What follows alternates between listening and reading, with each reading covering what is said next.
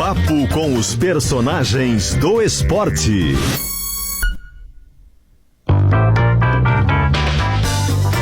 Adroaldo Guerra Filho. Meus amigos, muito boa tarde. Estamos começando mais um Paredão do Guerrinha aqui pela Rádio Gaúcha. Neste sábado que tem futebol, uma véspera de domingo que tem futebol. E isso é muito bom quando tem futebol, porque a dupla Grenal está envolvida, a Gaúcha está metida e você fica sabendo tudo por aqui. Neste sábado eu vou conversar com um dos integrantes do Sala de Redação. Aliás, o único que ainda não havia aparecido aqui no Paredão.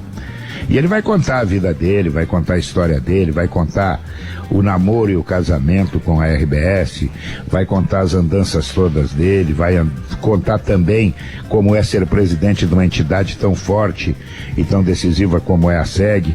Um cara que chega para juntar forças com a gente, baita parceiro, conheço de muito tempo, vai agregar muito com o seu conhecimento e eu tenho certeza que em seguida, vocês vão dizer que eu tenho completa razão no que estou afirmando. Alex Bagé, que prazer, rapaz, te receber aqui, demorou, mas chegasse, hein? Pô, Guerrinha, boa tarde. E, cara, tu não tem noção do prazer que eu tô desde o momento que tu me chamou pra gente fazer o programa. Porque, cara, eu sempre... Sabe que eu uso uma frase de muito tempo que eu aprendi com um amigo, que ele é intérprete do Carnaval aqui de Porto Alegre, o Sandro Ferraz. E o Sandro, quando comemorou 20 anos de carreira, ele fez um espetáculo comemorando e ele disse isso e que me marcou sempre. Ele dizia assim: Bagé, quando eu comecei a cantar no Carnaval, eu não queria ser melhor do que os outros que já existiam. Eu queria cantar a tal ponto que eu fosse reconhecido por eles. E hoje eu sou reconhecido por eles. Então, cara, conversar contigo, hoje fazer parte do Sala de Redação, que seguramente é um dos maiores programas da história do rádio brasileiro, não só do rádio esportivo gaúcho, mas do rádio brasileiro, é gratificante demais. Então, primeiramente, muito obrigado pelo convite e está sendo uma honra muito grande esse meu novo momento de carreira. Não agradeça quem está chegando por méritos, está chegando pelo trabalho que realizou e ainda tem muita estrada pela frente. Mas já vamos relembrar, como é que tu caiu na malha do jornalismo? Foi mais por insistência, Guerrinha. Eu venho de uma família que o meu pai foi jogador de futebol, né? Jogou na dupla Baguá, mas o meu pai, poxa, foi um cara nascido em 31, então ele jogou nos anos 50 na dupla, né? Na dupla Baguá lá. E aí eu tenho um irmão, o Ronaldo Rangel, o Bagé, que é técnico de futebol. Eu tenho um sobrinho hoje que é preparador físico e fisiologista, que trabalha no Cerro Porteño e muito tempo trabalhou na seleção paraguaia, quando o Arce foi treinador. Então minha família sempre foi muito ligada ao futebol. Mas eu venho de uma família também que a minha infância foi uma infância muito pobre, muito difícil. Então a gente não trabalhava com sonho, né? Trabalhava com objetivo. Então muito cedo tive que trabalhar, tive que, ao invés de ir para aquele sonho que é da maioria dos meninos de se transformar num jogador de futebol, em função até do meu pai e do meu irmão, eu tive que trabalhar muito cedo, precisava ajudar dentro de casa, e aí fui deixando de lado alguns objetivos. E aí eu trabalhava até os 25 anos, Guerrinha, eu era gerente contábil numa empresa de contabilidade. Eu trabalhava ali de segunda a sexta, cumprindo o horário das 9 às 18, não trabalhava feriado, não trabalhava final de semana. Mas eu sempre quis trabalhar com jornalismo. Eu gostava muito sempre de língua portuguesa, sempre gostei muito de escrever. E aí quando chega um determinado momento da minha vida, já com 25 anos, eu coloco na cabeça que ali eu poderia me dar o direito de fazer uma transição de vida, de carreira. E aí eu sabia que eu tinha que entrar numa faculdade, e aí eu entro na faculdade já um ano depois, com 26 anos, que era quando eu podia, né, tinha condição financeira de pagar minha própria faculdade. E eu vou fazer um curso, que na época era da FEPLAN, da Fundação Educacional Padre Landel de Moura, que era o curso de radialista, né, de locutor. E quando eu chego lá, Guerrinha, para minha alegria, eu encontro o Otacílio Gonçalves da Silva Júnior, o Chapinha. E estava fazendo curso também. E aí a gente começa a conversar, eu conto para ele que era irmão do Bagé, ele gostava muito do Ronaldo, meu irmão, do Bagé. E aí ele pega e diz assim para mim: poxa, tu quer trabalhar com isso aí? Eu digo: quero, tô vindo fazer o curso porque antes de eu bater a porta de todo mundo, eu sei o que vão me exigir, eu já quero chegar apresentando. E aí ele me leva. Na época ele trabalhava na Rádio Guaíba, Ele me leva para um período de um estágio não remunerado. E aí eu começo como produtor, mas aí como eu sou um cara quase hiperativo, né? Eu vou mexendo em tudo um pouco, eu logo acabo me destacando, porque eu pegava notícias, redigia para a linguagem do rádio e tal. E é assim que eu começo, Guerrinha. Isso aí a gente está falando de ali 2004 para 2005. Mas o que mais te fascinava era o microfone, não era o computador, não era escrever, né? Não, sempre o rádio, sempre o microfone. Eu sabia que tinha algumas portas de entrada para isso, né? Então eu fiz uma capacitação, ela já voltada ao rádio, sabia que pela faculdade eu poderia ter um caminho, eu sabia que era muito difícil entrar, né? A gente tinha aquele costume de dizer da dança das cadeiras, né? Profissional sai da rádio A, vai para a rádio B, depois da rádio B vem para a rádio A, e era muito difícil entrar nesse círculo, assim. E eu tenho muitas boas lembranças, assim, mas o rádio sempre foi aquela paixão, porque eu me criei ouvindo rádio, né, Guerra?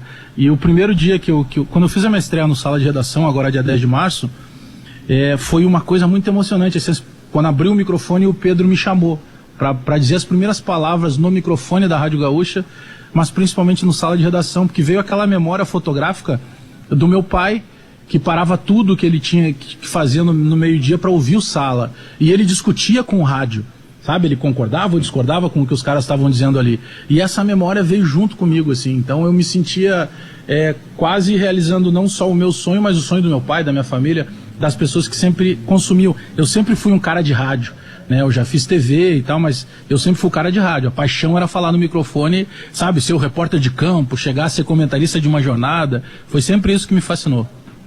E depois da Guaíba? Então, aí na Guaíba eu começo a fazer também transmissão de carnaval, né? Porque eu tive, na minha infância, Guerrinha, eu acabei nascendo em Bagé, mas a minha família veio, já estava numa transição financeira complicada, a minha família veio para a Zona Sul de Porto Alegre, então eu fui criado no bairro da Restinga, na Zona Sul aqui. E naquela ocasião, e aí eu tenho uma infância junto com o Tinga, que é meu irmão de vida, né? O Paulo César Tinga, depois campeão da Libertadores com o Inter. E nós, moleques, na época, nós tínhamos duas alternativas, né? Para não ir pro lado ruim da comunidade, que é o lado da violência e tal. Nós tínhamos a escola de samba, o Estado Maior da Restinga, e tínhamos o futebol de várzea. Então a Restinga, a escola de samba, ela me deu uma lição assim de vida, um norte de cidadão muito importante, porque para que eu desfilasse na escola era exigido apresentação de boletim, então eu tinha que estar estudando para poder ir para a escola de samba. E isso mudou a minha vida, porque me deu um aspecto de disciplina muito grande. Eu acabei aprendendo com a escola e depois virei compositor de samba enredo. Eu tive samba enredo já no Rio de Janeiro, São Paulo, aqui no Rio Grande do Sul, vários e vários sambas no Carnaval de Porto Alegre. Depois voltei como dirigente da escola de samba. E eu cito essa escola de samba porque eu consegui também, ainda na época da Rádio Guaíba, fazer também transmissões de carnaval. E aí quando chega 2013, tem uma reformulação na Rádio Guaíba. E aí eu saio da Guaíba e recebo um convite para ir para a Rede Pampa, que estava iniciando com um pouco mais de força o projeto da Rádio Grenal. Aí eu trabalho lá até 2017. Em 2017 eu recebo uma proposta da Rede Bandeirantes. Aí eu vou para Bandeirantes para fazer rádio e TV. E já tinha, como tu disseste na abertura do programa, um certo namoro com a RBS, de outras possibilidades, de outras conversas, mas aí quando chega agora no início do mês de março, mais especificamente no final de mês de fevereiro ali, eu recebo uma nova proposta e aí, graças a Deus, deu tudo certo, e aí eu saio da Bandeirantes e venho pro Grupo RBS. E tu chega na RBS identificado, né? Como torcedor do Grêmio. É o torcedor gremista que faz o lado sério, o lado da flauta, que não pode faltar, eu digo sempre no futebol, se terminar a flauta no futebol, termina o futebol, não pode terminar. Bom, e logo num programa que é um canhão, que é o Sala de Redação, né? Como é que o Bagé se imaginou, antes de chegar, fazendo o papel de gremista?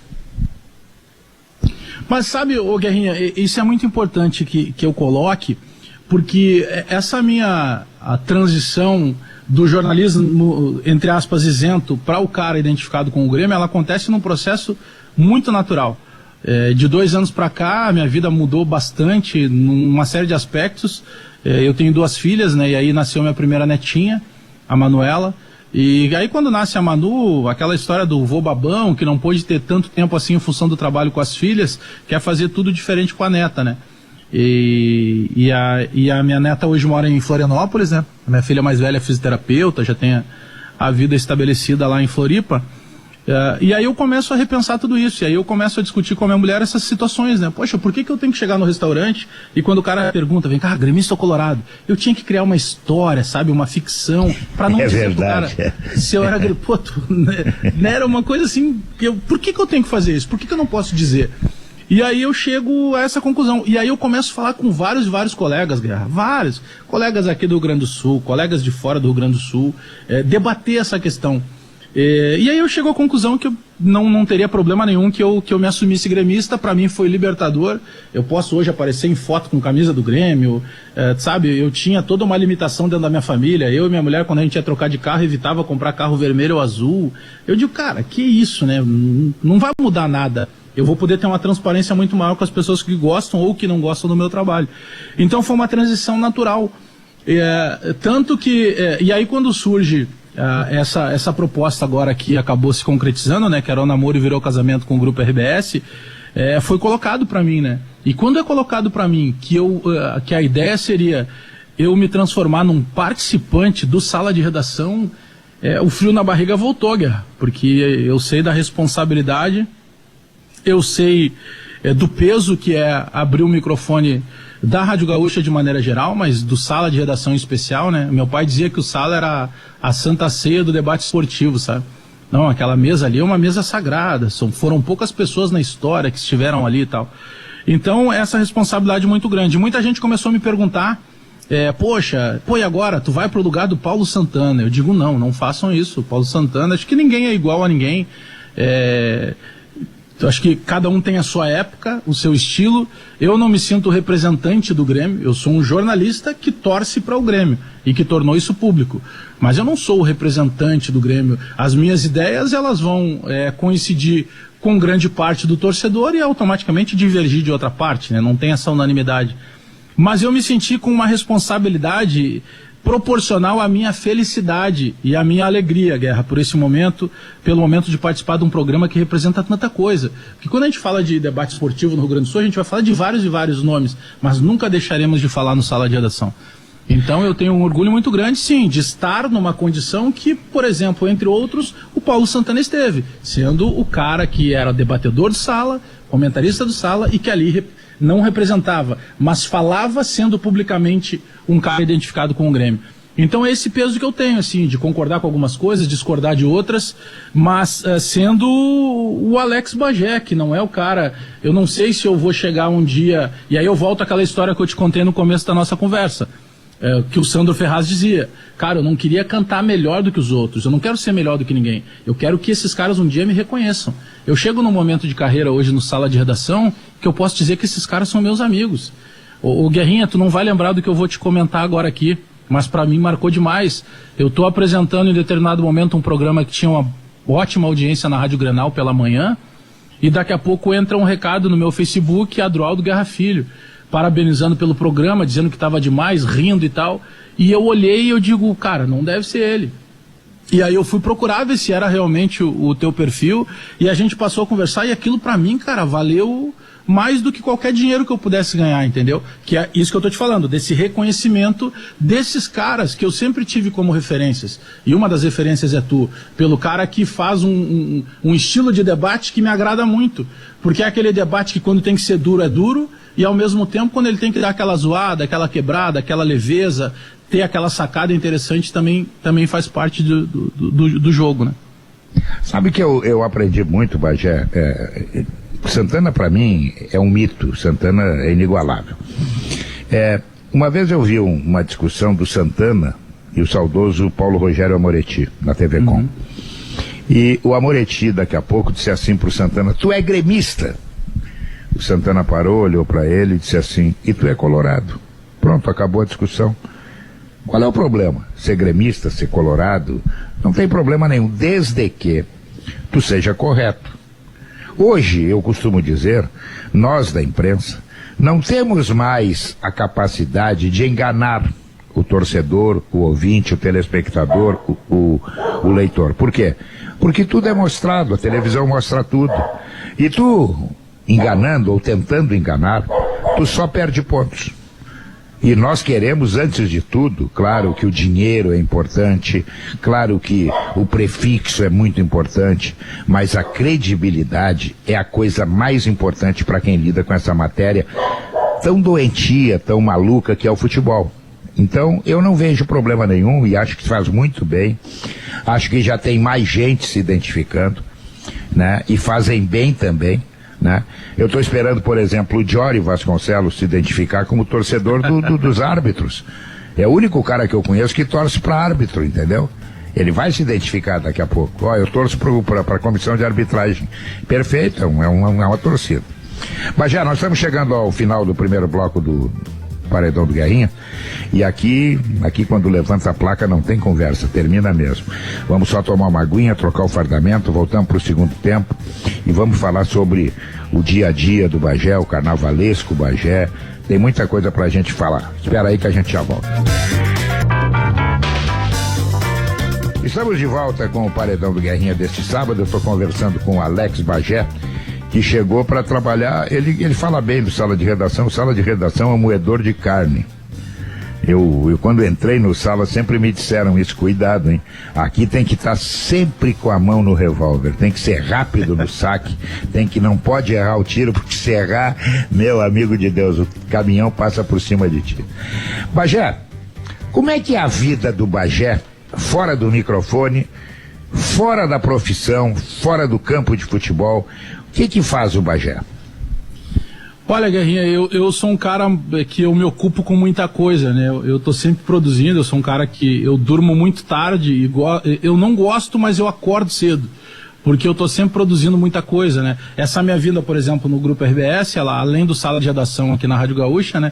Eu às 11 da manhã faço também o Bola nas Costas, lá na Rádio Atlântida, e sem contar outras participações. Mas o meu dia a dia, por exemplo, para te ter uma ideia, a mesa da minha sala, que era para ser só uma mesa de jantar, ela se transformou numa escrivaninha de escritório, né? Ainda mais fazendo home office, porque eu produzo muito para as redes sociais, daqui a pouco coisas de grupos de WhatsApp, de amigos que pedem alguma, eu estou sempre envolvido com alguma coisa. E eu tenho, por exemplo, esse meu lado que começou ligado ao carnaval, eu sou um compositor, né? Então eu tenho algumas obras com alguns amigos, que hoje eu já não faço mais para carnaval, mas eu tenho hoje, por exemplo, 2 músicas que estão na mão de 15 produtoras gigantescas. Não gravaram ainda, estou torcendo que gravem, mas eu tenho música hoje na produtora, por exemplo, da Ana Carolina, da Adriana Galcanhoto, de grupos de samba e pagode espalhados pelo Brasil.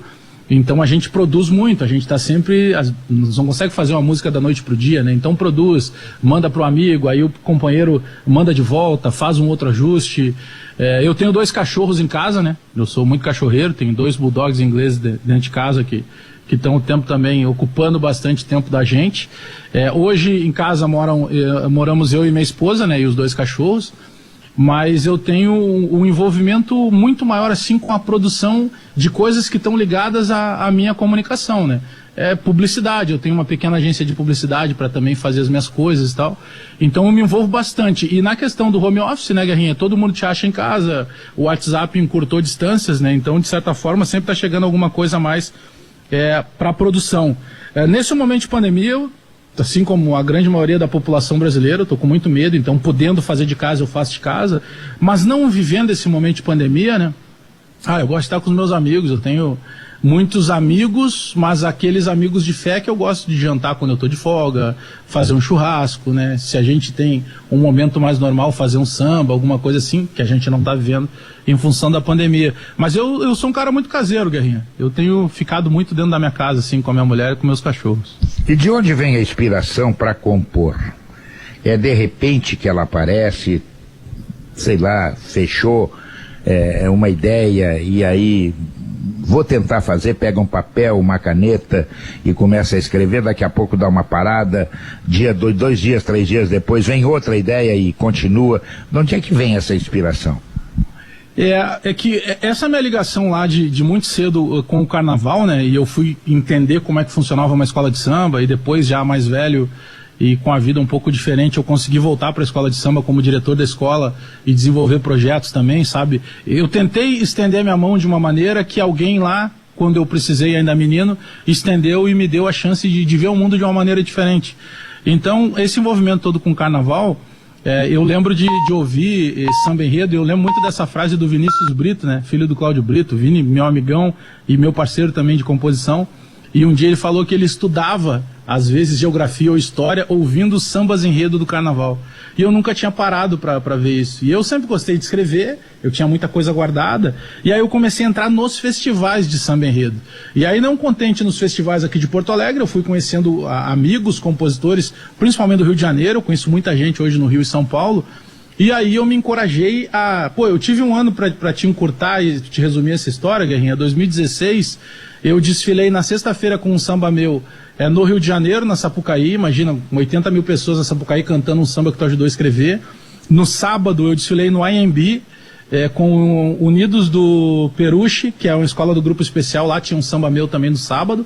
No domingo eu voltei a desfilar no IMB com uma escola chamada Leandro de Itaquera, que era uma escola também de São Paulo no domingo. Então, essa composição surgiu da vontade de escrever, eu tinha muito gosto de escrever, e depois, com a questão, começou pelo carnaval, porque daí o cara te passa uma sinopse lá, nós vamos falar sobre a história do celular, e ele te dá 3, 4, 5 páginas sobre o que ele vai mostrar no carnaval sobre a história do celular, e tu tem que transformar aquilo em música. Então, e cuidar para que tu não use, por exemplo, uma melodia que já foi utilizada. E os festivais de samba enredo, Guerrinha, eles são fantásticos. Vai, por exemplo, para o Rio de Janeiro, um festival da Beija-Flor chega a ter 50 sambas concorrendo, né? Então é muito difícil conseguir ganhar. Mas é uma coisa que vem ao natural. Para mim sempre veio ao natural. Eu sempre gostei, desde a época de escola, eu sempre fui um cara mais debochado, assim, na maneira de agir. Então eu brincava muito, eu fazia música para decorar prova, eu fazia música para zoar colega, alguma coisa, então eu já meio que exercitava, eu só profissionalizei depois com o tempo. E como é que sobrou tempo ainda para virar presidente da SEG? Quem não sabe, a SEG é a Associação de Cronistas Esportivos Gaúchos.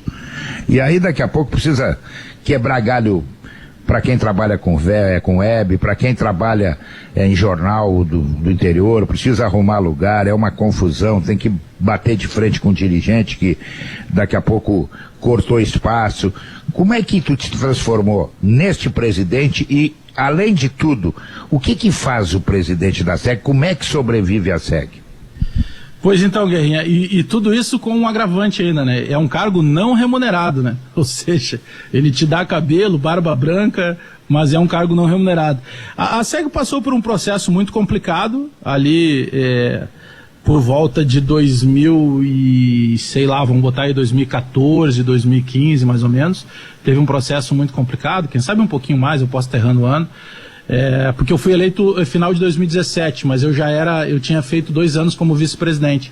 A SEG tinha passado por um problema em que teve um presidente que acabou sendo destituído por problemas administrativos e gerou um descrédito muito grande, né, para a nossa categoria.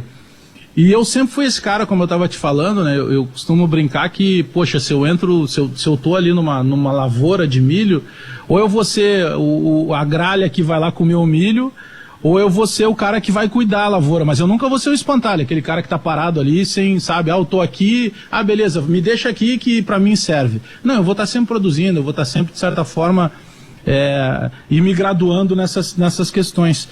E aí eu sempre me envolvi muito com questões que eu não concordava, né, então eu reclamava. Eu vou te dar um exemplo, tá? Aquele jogo que aconteceu no Zequinha, que todo mundo tava queimando os pés, lembra do calor? Sim. Pô, o jogo do 60 Teve um lateral graus, direito, né, do Grêmio, que inclusive fez bolhas. Acho que era o Tinga, né? Tinga. Depois foi o Fortaleza. E aquele jogo eu era repórter, cara. E aí eu tô ali naquele calorão, usando um colete da SEG na época, e aí uma hora eu pergunto pra alguém da SEG lá, de gestões passadas, vem cá, não tem água aí? Não tem água. Mas como não tem água se eu tô usando um colete que pesa 3 quilos nesse calor e tem um patrocínio de uma água mineral? E assim começou a minha entrada na SEG.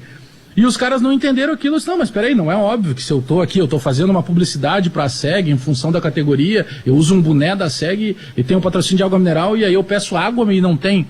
Hoje, Guerrinha, com a ajuda do Grêmio e a ajuda do Internacional, os cronistas não recebem só água, eles recebem água, eles têm café, eles têm lanche, com a parceria da SEG e com a dupla Grenal. Bastava alguém querer fazer. Então, quando eu comecei a reclamar dessas situações, um dia tocou meu telefone e eu recebo um convite do Rogério Amaral, do Zé Aldo Pinheiro e do Edgar Vaz, que era, na época, vice-presidente do presidente que foi destituído e se transformou em presidente. E aí eles me chamam para um almoço e colocam que eles queriam renovar o quadro da SEG, precisavam de novos dirigentes, e que gostaram das reclamações que eu tinha feito, que elas tinham sentido. E aí eu, com essa minha mania de abraçar o mundo, né, eu digo, não, eu quero, porque eu quero participar. Se eu tô achando que está errado o que estão fazendo, eu quero pelo menos poder participar. E aí eu vou para dentro da SEG, começo a fazer a gestão como vice-presidente, e aí depois, quando sai o Edgar Vaz, eles me lançam presidente em 2017, eu ganho a eleição, e aí quando chega a final de 2019, eu fui aclamado, me chamaram para conversar, não tinha, ninguém quis colocar chapa. Para minha alegria, estava todo mundo satisfeito com o que eu tinha feito nos primeiros 2 anos, e eu fui aclamado para mais 2, então termina o meu mandato agora final de dezembro. Num ano complicado, porque aí eu pego uma pandemia, eu pego colegas que de uma hora para outra parou o futebol, e me doeu muito, porque eu tive que ter uma preocupação de toda a estrutura da SEG, mas também tem uma preocupação de buscar fundos no caixa para poder comprar e distribuir cesta básica para colega que tem tá ali a mesma coisa assinada na carteira do que eu. E o cara, infelizmente, estava passando necessidade básica. Isso me deu uma experiência muito grande, Guerrinha, de gestão, de entender que às vezes aquilo que eu estou dizendo, ele precisa ser compreendido pela outra pessoa, mas eu preciso me colocar no lugar da outra pessoa. E, cara, eu tive briga já, no bom sentido, assim, com CBF, com Conmebol, que tentou cobrar direito de radialista dentro do Brasil. Aí a gente conseguiu alguns apoios importantes para que isso fosse colocado para baixo. Então eu cresci muito enquanto profissional, enquanto gestor, assim, de entender como é que funciona o processo. Hoje, graças a Deus, eu posso te dizer que a SEG, quando eu entregar em dezembro, ela não terá nenhuma dívida. Tudo que era imposto, tributo, qualquer coisa que pudesse estar atrasado não existe mais, não tem nenhuma dívida. Hoje eu tenho parceiros, patrocinadores que me ajudam ao longo do ano na gestão da SEG também, e a gente conseguiu alguns passos importantes de voltar, de resgatar esse protagonismo, né, da nossa classe enquanto cronistas esportivos. Mas já vamos voltar para fora do campo. Agora, com a pandemia, claro que sobra mais tempo para ficar em casa, né? E isso é uma coisa que a gente precisa entender. Por mais algum tempo isso vai ocorrer na nossa vida. Nós que somos homens quando vamos pro estádio, vamos assistir treino, vamos ver jogos. Mas agora em casa, tu passa muito tempo assistindo futebol ainda? Eu assisto muito, Guerrinha. Assisto muito. Às vezes eu tô assistindo jogos assim, sem nenhum sentido. Daqui a pouco tá passando a série A2 lá do Campeonato Paulista por algum motivo. Eu assisto, eu pulo de um para o outro. Mas eu acabo usando muito, eu gosto muito de entrevista. Então eu procuro, o cara daqui a pouco diz, o Guardiola disse tal coisa a respeito do futebol ontem, eu vou procurar nas plataformas, seja no YouTube ou qualquer outra, até encontrar. Mas é sempre tudo muito ligado ao futebol. O que eu consumo ao longo do dia é tudo muito ligado ao futebol. Sabe que antes até da pandemia, eu acabei incentivado pelo Zé Vitor Castiel, que a gente já tinha uma relação de algum tempo, eu acabei sendo incentivado a entrar na galera do stand-up comedy. Cheguei a fazer alguns shows, alguns espetáculos na Higgs, em São Leopoldo, em outros locais. Então eu também produzia muito isso, né? De fazer textos voltados para comédia. Aí, em função da pandemia, parou tudo isso. Então hoje eu consumo muito futebol e alguma coisa ligada à comédia. Então nesse tempo todo que eu estou em casa, eu estou sempre assistindo, mas eu sou o cara que assiste muito futebol ainda. Tu não é aquele cara que ferve na primeira, né? Fervura. Tu viu coisas boas no futebol. O futebol, todo mundo diz, o futebol mudou. Eu confesso que não sou adepto dessa tese. Acho que o futebol continua sendo a mesma coisa. 11 para cada lado, uma bola, um árbitro, 2 auxiliares, 2 goleiras. Quem não tem a bola pede a bola, quem tem a bola joga. Como é que tu tá vendo o futebol que... Tu disse aí que é irmão do Tinga, o Tinga tinha uma qualidade inegável. Hoje o drible é uma coisa tão difícil da gente assistir no futebol. Por que desapareceu isso, Bagé? Pois é, eu concordo muito com o que tu acabaste de dizer, Guerrinha. Eu costumo dizer que das 17 regras do futebol, a regra 10, que é a regra do gol, ela nunca foi alterada. Desde que o futebol foi inventado na Inglaterra, a principal regra do futebol é que tu tem que pegar essa bola e colocar dentro do gol do adversário. A maneira que tu vai buscar estratégias para conseguir isso... Bom, na Copa de 54 teve uma seleção chamada húngara, a seleção Hungria, que tinha o Puskás, que era um cara acima da média, a gente está falando dos anos 50. Pega lá a Holanda do futebol total dos anos 70, da Copa de 74, 78, então, quer dizer, o futebol não começou nos anos 2000. O futebol não começou em 90, né? O futebol, ele vem sendo a mesma coisa há muitos anos. Essa linguagem, não, mas o cara que a marcação alta, mas, cara, há quantos anos que a marcação alta existe? O box to box. É o cara que corre de área a área, mas aí que se tu falar em inglês, parece te dá um tom mais professoral e tal. Eu penso que em determinado momento se robotizou o futebol, Guerrinha. Eu lembro de assistir ainda o meu irmão no começo de carreira de treinador trabalhando com categoria de base, lá nos anos 90, e chamava atenção, assim, que em alguns momentos... pessoas da alta cúpula dos clubes que o meu irmão tinha trabalhado como base, a gente está falando de dupla Grenal, os caras em determinado momento queriam que o menino ele desse muito mais carrinho do que fizesse um drible. Parece que era difícil, né? Não pode ser o fominha. Eu acho que a gente foi robotizando, parece que daqui a pouco se valorizou muito mais o jogador que dá a porrada do que propriamente o jogador que dá um drible. E eu acho que isso teve um link em determinado momento que se perdeu. Parece que se valoriza mais o cara que tenha um potencial físico do que técnico. Eu acho que isso tem muito a ver com a escassez. A gente não vê, por exemplo, batedores de falta, né?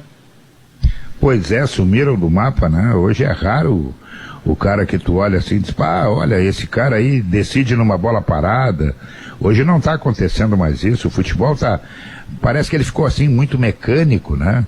E o que nos diferenciava dos europeus, nós ganhávamos Copa do Mundo, ganhávamos um monte de coisa, justamente por fazermos coisas diferentes. Hoje estamos fazendo igual, né, a eles. Nós tínhamos um improviso, né? Nós tínhamos essa vontade de jogar. O próprio Paulo César Tinga, ele começa sendo um atacante de velocidade, depois ele se transforma num volante de contenção, mas aí como ele tinha qualidade, ele conseguia jogar um pouco mais à frente.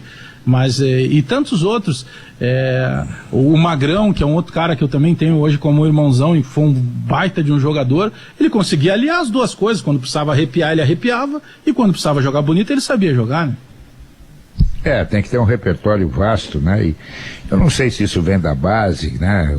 O Muricy, que eu conversei com ele aqui no Paredão, me disse que foi visitar um clube e via meninos de 12, 13 anos pulando obstáculo. Não, dá a bola pro moleque, vamos ver como é que é, para ver se ele nasceu para fazer isso, se daqui a pouco não é a praia dele.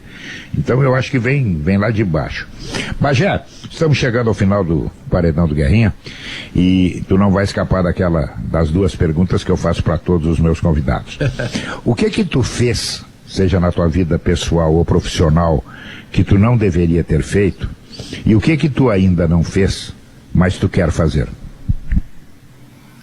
Cara, o que eu não fiz e deveria ter feito foi ter buscado essa mudança profissional muito antes, sabe? Eu sempre fui o cara de ficar pensando naquele segundo passo. E aí quando chega lá com 25 anos que eu resolvo acreditar que eu poderia ser um cronista esportivo, que eu poderia ser reconhecido meio. Se eu pudesse voltar alguma coisa, eu voltaria a isso. Eu sou um cara que eu tenho... uma dor muito grande porque o meu pai faleceu em 2002, né? Eu começo a trabalhar com rádio em 2004. Então o meu pai, que foi quem me inspirou, não me viu me tornando cronista esportivo. Mas eu faria isso, eu tentaria começar muito antes daqueles medos que eu ficava, será que vai dar certo? Eu teria feito isso muito antes, cara. E o que eu gostaria de fazer, eu ainda quero narrar futebol, Guerrinha. Eu falei isso para pouquíssimas pessoas na minha vida até hoje. Imagina falando agora num canhão, que é a Rádio Gaúcha. Mas eu quero narrar futebol, cara. Não sei se vai ser agora, se vai ser daqui 1 ano, daqui 10 anos. Não sei, mas é a única coisa que eu não fiz ainda enquanto cronista esportivo. Já fui repórter de torcida, repórter de campo, comentarista de arbitragem, comentarista tático. Mas narrar futebol eu sei que é muito difícil, eu acredito que seja dom. Não sei se eu tenho esse dom, Mas como a linguagem também mudou nos últimos anos, é algo que eu ainda quero fazer e não fiz, é narrar futebol. Então tá, Bagé, obrigado pelo papo. Continue sendo esse cara transparente, esse cara boa gente, esse amigo dos amigos, somando cada dia mais no Sala de Redação, no Bola nas Costas, da Rádio Gaúcha, na Atlântida. Foi uma grande aquisição do Grupo RBS e a gente está aí agora em seguida torcendo para que essas coisas passem e a gente possa ainda se aproximar muito mais no estúdio, nas competições, nos jogos, nos treinos, e vamos continuar levando a vida. Obrigado pelo papo, amigo. Eu que te agradeço, é uma honra muito grande, muito obrigado. Eu não vejo a hora de passar tudo isso pra gente ter aquela resenha que a gente tinha no estádio, poder também ter no intervalo do sala ali, tirar aquele sarro, dar aquela brincadeira. Irmão, muito obrigado aí, é uma honra muito grande estar participando aí do Paredão. Então tá, termina aqui o Paredão, tem show de bola, hoje tem Brasil de Pelotas Internacional lá no Bento Freitas, amanhã Grêmio e Pelotas aqui na Arena, muito futebol, sintoniza aí na Gaúcha, você vai ficar por dentro de tudo. O Paredão volta sábado que vem. Tchau.